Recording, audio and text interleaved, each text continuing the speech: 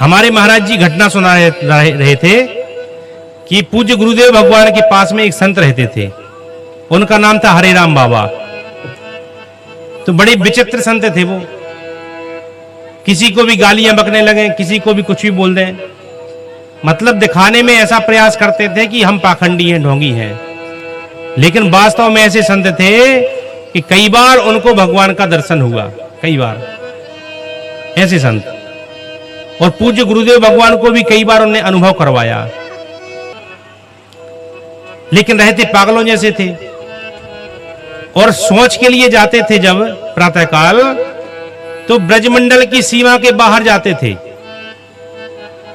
4-6 kilometre बाहर, यमुना जी के परली पार, जहां अब लगा कि यहां वृंदावन की सीमा निकल गई है, तब बाहर।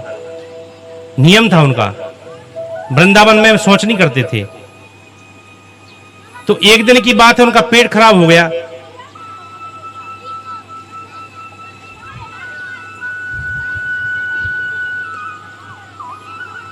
पेट गड़बड़ हो गया तो प्रातःकाल ही जाते थे शौच के लिए। अब दोपहर के समय उनको शौच जाने की इच्छा हुई, और पेट इतने जोर से मरूड़ा, इतने जोर से मरूड़ा कि अब भाग करके वृंदावन की सीमा तक कैसे जाएं शौच करने के लिए। पुराने समय में शौचालय वगैरह तो ऐसे होते नहीं थे कि वहीं आश्रम में ही शौचालय है और वहीं शौच हो जाए। तो लोटा लेकर के भागे जल्दी से, और दौड़ते दौड़ते जा रहे थे कि वहीं यमुना जी के पास में अब लगा कि अब हालत गड़बड़ हो रही है, और अगर अब रोका गया बेग तो कपड़े गड़बड़ हो जाएंगे। तो वहीं एक वृक्ष के नीचे ही शौच करने के लिए वो बैठ गए, और जैसे ही वृक्ष के नीचे बैठे, सोई वृक्ष में से आवाज आई कि बाबा आप यहां शौच मत करो, अब चलो कर लिया है तो कोई बात नहीं। वृक्ष बोल रहा प्रत्यक्ष कि आप यहां शौच करोगे, यहां रोज ही हमारे प्रिया प्रीतम विहार करने के लिए आते हैं, हमारे वृक्ष, हमारे नीचे।